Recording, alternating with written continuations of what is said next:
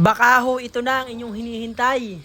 Black dapple na lalaki at isang red dapple na babae. Areho ang talagang quality. Sa kagaya ka hong mahilig sa mga quality, ay baka ho arin na ang inyong hinihintay. At talaga naman hong paampa pa lamang ay masasabi nyong quality. Mukhang mukha pa lamang, katawang pa lamang ay quality. Iyan ho. At areho ang ating mga panlabas ho ngayon. Baka ho may mapapaibig sa inyo.